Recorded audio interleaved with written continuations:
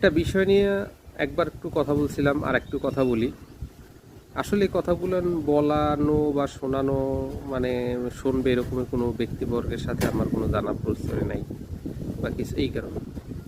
সেটা হইল যে একজন মানুষ, দায়িত্বশীল মানুষ, সে যখন দুর্নীতি করে, এই দুর্নীতিটা করে কিসের জন্য? মানুষ দুর্নীতি করে তিনটা কারণে।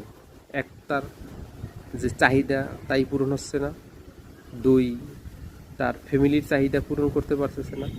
তিন, তার চোখে যে রং, এই রং পূরণের জন্য চাহিদা, মূল কথা হলো তার চাহিদার জন্যই এটা করে।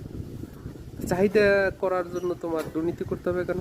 তুমি অন্য কাজ করো, যে কাজে তোমার পারফেক্টলি চাহিদা পূরণ হচ্ছে না, তুমি সেই কাজ করো না। তো না, করতেই হবে ওই কাজ, ওই কাজের ভিতরে দুর্নীতি আছে এই কারণে। আর এসব ফ্যামিলি কতটা নির্লজ্জ হয়, কতটা নির্লজ্জ হয় যে অন্যায় করে পিতা, সন্তান, স্বামী অর্থ নিয়ে বিলাসবহুল জীবনযাপন করে। তো কোনোদিন পিতারে সন্তান প্রশ্ন করে না, বাবা তোমার আর্নিং কত মাসে? সন্তানরে তার অভিভাবক জিজ্ঞেস করে নাই তোমার আর্নিং কত? স্ত্রী স্বামীরে জিজ্ঞেস করে নাই তোমার আর্নিং কত, তুমি যে আমাদের এত বিলাসীভাবে রাখতেছো বা কিছু, এইটা করে নাই। এইটা যদি করতো, পৃথিবী থেকে 80% দুর্নীতি কমে যেত।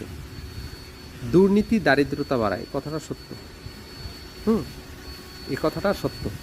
এর জন্য পরিবার থেকে যদি মানে না আসে, চাপ না আসে, এইটা কোনো একটা সন্তানকে দেখছেন সে নির্লজ্জ হইতে যে আমার পিতা অমুক পজিশনে আছে, অমুক কোম্পানিতে এই পজিশনে আছে বা অমুক গভর্নমেন্টের এই পজিশনে আছে, সে দুর্নীতি করছে বিদায় আমি আমার পিতারে ত্যাগ করছি, দেখবেন না। কোনো স্বামীরে দেখবে, মানে স্ত্রী দেখবেন না সন্তানের এই গেছে, কোনো মানে গার্ডিয়ানরে দেখবেন না তার সন্তানের দুর্নীতির জন্য এই করছে। নির্লজ্জ। তারা চিন্তা করে যে এটা তার হক, তাই সে করতে পারছে, তার এই আছে।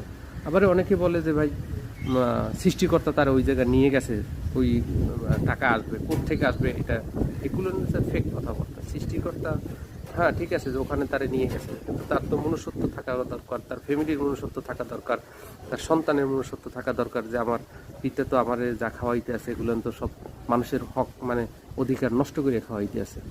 ভাই জান্নাত জাহান্নামও পরের কথা, আপনার তো এতটুকু বোঝেন একজনের রাইটস নষ্ট করে আপনারে সেই করতেছে, এই জিনিসটা তো বুঝতে হবে।